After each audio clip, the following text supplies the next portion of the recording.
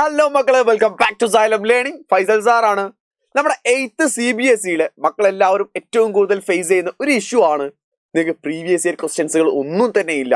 നമ്മുടെ ഓരോ ചാപ്റ്റേഴ്സുകളും ഏത് ഏരിയാസിനാണ് നമ്മൾ ഏറ്റവും കൂടുതൽ ഇമ്പോർട്ടൻസ് കൊടുക്കേണ്ടത്, ഈ കാര്യങ്ങളൊന്നും അറിയില്ല എന്നുള്ളത്. സോ അതുകൊണ്ട് തന്നെ നമ്മുടെ ഫസ്റ്റ് ചാപ്റ്റർ ആയിട്ടുള്ള natural resources and their use എന്ന് പറയുന്ന ചാപ്റ്റർ, ആ ചാപ്റ്ററിൽ ഏറ്റവും ഇമ്പോർട്ടൻ്റ് ആയിട്ടുള്ള കുറച്ച് ക്വസ്റ്റ്യൻസുകളും അതിന്റെ ആൻസേഴ്സുമാണ് ഞാനിന്ന് പറഞ്ഞു തരാൻ പോകുന്നത്. സോ മക്കളെല്ലാവരും കൃത്യമായിട്ട് റെഡി ആയിട്ടിരിക്കുക. ഈ ക്വസ്റ്റ്യൻസുകളും ആൻസേഴ്സുകളും നിങ്ങൾ കൃത്യമായിട്ട് പഠിച്ചിരിക്കണം. ഇതുപോലത്തെ വീഡിയോകൾ ഈ ഒരു ചാനലിൽ കംപ്ലീറ്റ് ആയിട്ട് വരുന്നതാണ്, ഇടയ്ക്കിടയ്ക്ക് വന്നുകൊണ്ടിരിക്കുന്നതാണ്. സോ അതുകൊണ്ട് തന്നെ ആരെങ്കിലും സബ്സ്ക്രൈബ് ചെയ്യാത്ത ആളുകളുടെ ഇമ്മീഡിയറ്റ് ആയിട്ട് സബ്സ്ക്രൈബ് ചെയ്യുക കേട്ടോ.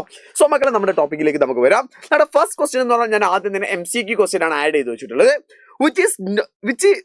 Which of the following is not a resource essential for the life?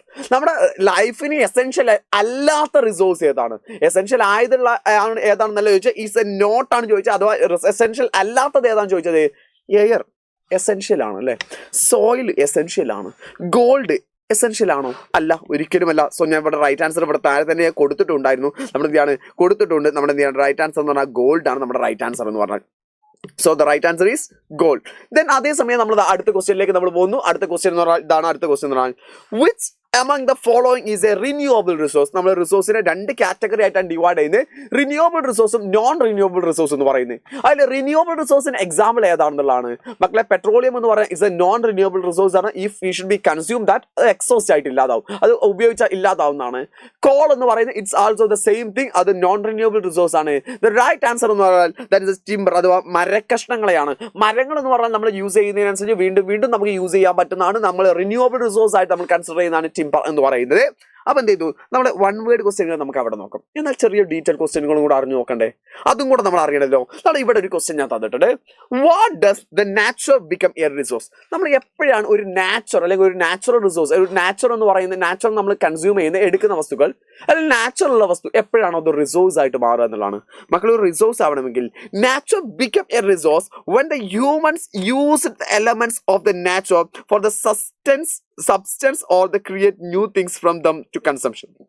ഒരു നാച്ചുറൽ എന്നുള്ള ഒരു വസ്തു, ഒരു പ്രൊഡക്റ്റ്, ഒരു എലമെന്റ് അത് റിസോഴ്സ് ആയിട്ട് മാറണമെങ്കിൽ the first thing human use, മനുഷ്യൻ അത് യൂസ് ചെയ്യണം ഫോർ ദ സസ്റ്റൻസ്. ഒന്നുകിൽ ഒരു വസ്തുവിനെ ഹെൽപ്പ് ചെയ്യാൻ വേണ്ടിയിട്ട്, അല്ലെങ്കിൽ ക്രിയേറ്റ് എ ന്യൂ തിങ്സ്, ഒരു പുതിയ വസ്തു ക്രിയേറ്റ് ചെയ്യാൻ വേണ്ടിയിട്ടോ, അല്ലെങ്കിൽ ഒരു വസ്തുവായിട്ട് നമുക്ക് യൂസ് ചെയ്യാൻ വേണ്ടിയിട്ടോ നമ്മുടെ ഹ്യൂമൻസ് യൂസ് ചെയ്യുമ്പോൾ മാത്രമാണ് അത് റിസോഴ്സ് ആയിട്ട് മാറാം. ഫോർ എക്സാമ്പിൾ, ഒരു പാറക്കഷ്ണം, ഒരു പാറ എന്ത് ചെയ്യുന്നുണ്ട്, അവിടെ കിടക്കുന്നുണ്ട്, അതുകൊണ്ട് ആർക്കൊരു ഉപയോഗമില്ലെങ്കിൽ അത് റിസോഴ്സ് അല്ല. എന്നാൽ അതേ പാറ എടുത്തുകൊണ്ട് നമ്മൾ അത് സ്റ്റാച്ചു ആക്കിയിട്ട് മാറ്റി, then it will become as A resource. അപ്പോഴാണ് അത് റിസോഴ്സ് ആയിട്ട് മാറാം. For example, the trees is the part of environment. നമ്മുടെ ട്രീസ് എന്ന് പറയുന്ന എൻവറോൺമെന്റിന്റെ പാർട്ടാണ്. But when the wood is used to make furniture, trees become the resource. ആ ട്രീയിലെ മരത്തിൽ എന്ത് ചെയ്യുന്നു, ആ മരത്തെ നമ്മൾ എന്ത് ചെയ്യുന്നു, ഒരു ഫർണിച്ചർ ആയിട്ട് ക്രിയേറ്റ് ചെയ്യുമ്പോൾ മാത്രമാണ് ആ ട്രീ എന്തായത് ഒരു റിസോഴ്സ് ആയിട്ട് മാറിയത്. സോ മനുഷ്യൻ അതുകൊണ്ട്, ഹ്യൂമൻ എപ്പോഴാണ് അതുകൊണ്ട് യൂസ് വരുന്നത്, അപ്പൊ മാത്രമാണ് എന്ത് ചെയ്യാറുള്ളത്, അതൊരു റിസോഴ്സ് ആയിട്ട് കൺവേർട്ട് ചെയ്യാറുള്ളത്. ദെൻ അടുത്ത ക്വസ്റ്റ്യൻ ആണ്, what are the 3 categories of natural resources based on their use? നമ്മൾ നാച്ചുറൽ റിസോഴ്സിനെ 3 കാറ്റഗറൈസ് ചെയ്ത് ഡിവൈഡ് ചെയ്ത് വെച്ചിട്ടുണ്ട് ബേസ്ഡ് ഓൺ ദെയർ യൂസ്, അവയുടെ യൂസിന്റെ ബേസ് ചെയ്തിട്ട്. അവ ഏതൊക്കെയാണെന്നുള്ളതാണ്. ദ ഫസ്റ്റ് വൺ എന്ന് പറയുന്നത് resources essential for the life, നമ്മുടെ ലൈഫിന് എസെൻഷ്യൽ ആയിട്ടുള്ള റിസോഴ്സുകൾ. ഉദാഹരണത്തിന് പറയുകയാണെങ്കിൽ air, water, soil, food, these things are the essential for our life. നമ്മുടെ ലൈഫിന് എസെൻഷ്യൽ ആയിട്ടുള്ള ഇമ്പോർട്ടൻ്റ് ആയിട്ടുള്ള കാര്യമാണ്. സെക്കൻഡ് കാറ്റഗറി എന്ന് പറയുന്നത് റിസോഴ്സസ് ഫോർ മെറ്റീരിയൽ റിസോഴ്സുകളാണ്. For example timber, coal, marble, tables, അങ്ങനെയുള്ള ഐറ്റംസുകളൊക്കെ എന്ന് പറയുന്നത് ഇവയെല്ലാം തന്നെ എന്താണ്, നമ്മൾ എന്തെങ്കിലും ആവശ്യത്തിന് വേണ്ടി യൂസ് ചെയ്യാണ് അല്ലെ. നമ്മൾ എന്ത് ചെയ്യുന്നു, ഇപ്പൊ ടിമ്പറിൽ നിന്ന് നമ്മൾ ഫർണിച്ചേഴ്സ് ക്രിയേറ്റ് ചെയ്യുന്നു, കോൾ ഉപയോഗിച്ചുകൊണ്ട് നമ്മൾ എന്ത് ചെയ്യുന്നു, നമ്മൾ എനർജി ക്രിയേറ്റ് ചെയ്യുന്നു. അങ്ങനെയുള്ള പല കാര്യങ്ങൾക്ക് വേണ്ടി കോൾ നമ്മൾ എന്ത് ചെയ്യുന്നു, ബേൺ ചെയ്യാൻ, കത്തിക്കാൻ വേണ്ടി യൂസ് ചെയ്യുന്നു. മാർബിൾ നമ്മൾ യൂസ് ചെയ്യാറുണ്ട്, മെറ്റൽസുകൾ നമ്മൾ യൂസ് ചെയ്യാറുണ്ട്. അവയെല്ലാം തന്നെ മെറ്റീരിയൽ റിസോഴ്സുകളാണ്. അതേസമയം എനർജി റിസോഴ്സുകൾ വേറെ തന്നെയുണ്ട്. എനർജിക്ക് നമ്മൾ എന്താണ്, ഇതേ സെയിം കോളിനെ ഇവിടെയും നമുക്ക് പറയാൻ പറ്റും. കാരണം കോളിനെ നമ്മൾ എന്താണ് കത്തിച്ചുകൊണ്ട് അതിൽ നിന്ന് എനർജി ക്രിയേറ്റ് ചെയ്യുന്നുണ്ട്, തെർമൽ എനർജീസ് ക്രിയേറ്റ് ചെയ്യുന്നുണ്ട്. അതുപോലെ തന്നെ പെട്രോളിയം ഒരു എനർജി റിസോഴ്സ് ആണ്, വിൻഡ് ഒരു എനർജി റിസോഴ്സ് ആണ്, സൺലൈറ്റ് ഒരു എനർജി റിസോഴ്സ് ആണ്, ഫ്ലോയിങ് വാട്ടർ ഒരു എനർജി റിസോഴ്സ് ആണ്. എന്ന് വെച്ചാൽ നമുക്ക് എനർജി ക്രിയേറ്റ് ചെയ്യുന്നത് ഇപ്പോൾ സൺലൈറ്റും സോളാർ വെച്ചുകൊണ്ട് നമ്മൾ യൂസ് ചെയ്യുന്നുണ്ട്, വാട്ടർ നമ്മൾ ഹൈഡൽ എനർജി നമ്മൾ യൂസ് ചെയ്യുന്നുണ്ട്. സോ എനർജി റിസോഴ്സസ് എന്ന് പറഞ്ഞാൽ ആ കാറ്റഗറി ആണ്. സോ നാച്ചുറൽ റിസോഴ്സ് നമ്മൾ 3 കാറ്റഗറി ആയിട്ടാണ് ഡിവൈഡ് ചെയ്യുന്നത്. അതിന്റെ യൂസിനെ ബേസ് ചെയ്തിട്ട് ഒന്ന് എസെൻഷ്യൽ ഫോർ ദ ലൈഫ്, നമ്മുടെ ജീവിക്കാൻ നിർബന്ധമായിട്ടും വേണ്ടതാണ്. സെക്കൻഡ് കാറ്റഗറി എന്ന് പറയുന്നത് നമ്മുടെ മെറ്റീരിയൽസ് ആണ്. തേർഡ് കാറ്റഗറി എന്ന് പറയുന്നത് എന്താണ്, എനർജി റിസോഴ്സസ് ആണ്. എന്നാൽ അടുത്തൊരു ചോദ്യം എന്ന് പറഞ്ഞാൽ ഇതാണ് അടുത്ത ചോദ്യം എന്ന് പറയുന്നത്. ചോദ്യം ഇതായിരുന്നു, what is the difference between renewable and non renewable resource? It's A easy question ആണ്. റിന്യൂവബിൾ റിസോഴ്സും നോൺ റിന്യൂവബിൾ റിസോഴ്സും തമ്മിലുള്ള ഡിഫറൻസുകൾ എന്തൊക്കെയാണെന്നുള്ളതാണ്. മക്കളെ, റിന്യൂവബിൾ റിസോഴ്സ് എന്ന് പറഞ്ഞാൽ എന്താണ്? ദാറ്റ് റീജനറേറ്റ്സ് നാച്ചുറലി അത് വീണ്ടും വീണ്ടും റീജനറേറ്റ് ചെയ്തുകൊണ്ടേയിരിക്കും. ഈ we should be consume that resource, it will again regenerate. നമ്മളത് യൂസ് ചെയ്തു എന്ന് കരുതി അത് ഇല്ലാതാവില്ല, അത് വീണ്ടും എന്ത് ചെയ്യും? റീജനറേറ്റ് ചെയ്തുകൊണ്ടിരിക്കും. And can be replaced by use of the sustainably. അതുകൊണ്ട് നമുക്ക് എന്ത് പറ്റും? വീണ്ടും വീണ്ടും യൂസ് ചെയ്യാൻ പറ്റും. ഫോർ എക്സാമ്പിൾ, സൺലൈറ്റ് യൂസ് ചെയ്തു വെച്ചാൽ ഇല്ലാതാവുന്നതല്ല. ഫോറസ്റ്റ്, അതുപോലെ തന്നെ റിവർ വാട്ടർ, ഇവയെല്ലാം തന്നെ യൂസ് ചെയ്തു എന്ന് കരുതിയിട്ട് വീണ്ടും റീജനറേറ്റ് ചെയ്യുന്നതിനാണ് റിന്യൂവബിൾ റിസോഴ്സ് എന്ന് വിളിക്കാം. സെക്കൻഡ് കാറ്റഗറിയാണ് നോൺ റിന്യൂവബിൾ റിസോഴ്സ് എന്ന് പറയുന്നത്. That's take millions of years form to cannot replaced with the human time scale.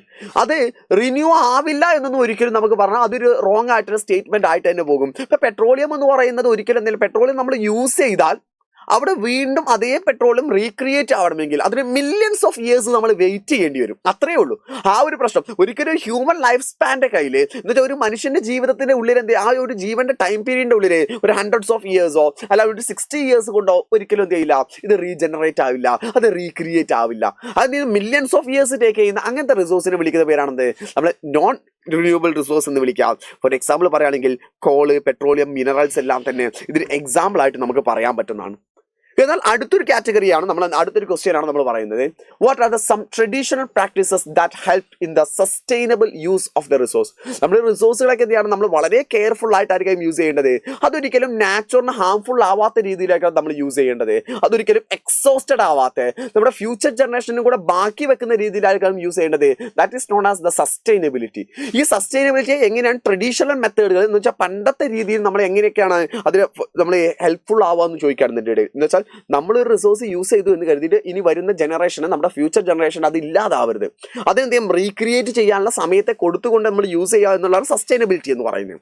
അതിന് എങ്ങനെയൊക്കെ പണ്ടുണ്ടായെന്ന് വെച്ചാൽ refrain the fishing during the spawning season, the maintain the fish population. അതെ, ഈ മത്സ്യങ്ങളൊക്കെ അല്ലെ, മീനുകളൊക്കെ അല്ലേ മക്കളെ, മീൻ മുട്ടയിടുന്ന കാലഘട്ടത്തിൽ എന്ത് ചെയ്യില്ല, നമ്മൾ ഫിഷിങ് ഫിഷ് എന്ത് ചെയ്യല്ല, നമ്മൾ കടലിൽ പോയിട്ട് എടുക്കാൻ പറ്റില്ല. അത് നമ്മൾ ട്രോളിങ് എന്നൊക്കെ വിളിക്കാറുണ്ട്.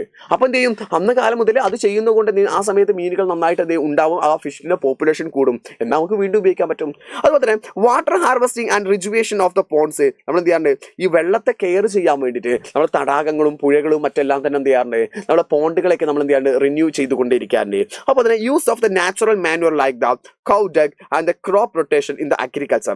അഗ്രികൾച്ചറിന്റെ ഒരു ഡെവലപ്മെന്റിന് വേണ്ടി അല്ലെങ്കിൽ അഗ്രികൾച്ചറിന്റെ ഒരു സസ്റ്റൈനബിലിറ്റിക്ക് വേണ്ടിയിട്ട് നമ്മൾ കൗ ഡങ് എന്ന് പറയുന്നത് എന്താണ്, നമ്മുടെ പശുവിന്റെ ചാണകം നമ്മൾ എന്ത് ചെയ്യാറുണ്ട്, അതിന് വളമായിട്ട് യൂസ് ചെയ്യാറുണ്ട്. അതുപോലെ തന്നെ ക്രോപ്പ് റൊട്ടേഷൻ, ഒരേ ലാൻഡിൽ ഒരു വസ്തുവിനെ ഒരുപാട് കാലം കൾട്ടിവേറ്റ് ചെയ്യുകയാണെങ്കിൽ ആ ലാൻഡിന്റെ ആ സോയിലിന്റെ ഫെർട്ടിലിറ്റി ഇല്ലാതാവും. സോ അതുകൊണ്ട് തന്നെ ആ ഫെർട്ടിലിറ്റിയെ മെയിൻറ്റെയിൻ ചെയ്യാൻ വേണ്ടി നമ്മൾ എന്ത് ചെയ്യാറുണ്ട്, ഈ ക്രോപ്പുകൾ റൊട്ടേറ്റ് ചെയ്തുകൊണ്ടേയിരിക്കും. ഒരു വസ്തു കൾട്ടിവേറ്റ് ചെയ്യും, എന്നിട്ട് അടുത്ത വസ്തു കൾട്ടിവേറ്റ് ചെയ്യും, എന്നിട്ട് അടുത്ത വസ്തു കൾട്ടിവേറ്റ് ചെയ്യും. അതിനെയാണ് that's known as A crop rotation എന്ന് വിളിക്കും. അല്ലെങ്കിൽ അതിനെ നമ്മൾ വിളിക്കുന്ന മറ്റൊരു പേരുണ്ട് സ്ലാഷ് ബേൺ മെത്തേഡുകൾ എന്നൊക്കെ നമ്മൾ എന്ത് ചെയ്യാൻ വിളിക്കാറുണ്ട്. അതിന്റെ ഡീറ്റെയിലുകളൊക്കെ നമുക്ക് പഠിക്കാനുള്ളതാണ്. So it's all from here. ഇത്രയേ ഉള്ളൂ ഈ ഒരു ചാപ്റ്ററിൻ്റെ ഉള്ളിൽ നിന്ന് നമ്മൾ ഏറ്റവും കൂടുതൽ ഫോക്കസ് ചെയ്യേണ്ട ഏരിയാസ് എന്ന് പറയുന്നത്. അപ്പോൾ ഞാൻ എന്ത് ചെയ്തു, ഇതിൽ നിന്ന് വരുന്ന ഒരു ക്വസ്റ്റ്യൻസിന്റെ പാറ്റേൺ ആണ് എൻ്റെ മക്കൾക്ക് പറഞ്ഞു തന്നത്. കൃത്യമായിട്ട് സെറ്റായിട്ട് മാറിയിട്ടില്ലട മക്കളെ. സോ ഇതുപോലത്തെ വീഡിയോക്ക് ഈ ചാനലിലേക്ക് വന്നാൽ മതി. കൂടാതെ തന്നെ യോദ്ധ ബാച്ചിലേക്ക് ജോയിൻ ചെയ്യാത്ത എല്ലാ മക്കളും ഇമ്മീഡിയറ്റ് ആയിട്ട് ജോയിൻ ചെയ്യുക. 8th CBSE എക്സ്ക്ലൂസീവ് ആയിട്ടുള്ള ബാച്ചാണ് യോദ്ധ ബാച്ച് എന്ന് പറയുന്നത്. സോ നമുക്ക് അവിടെ കാണാം മക്കളെ. ടാറ്റ, ബൈ.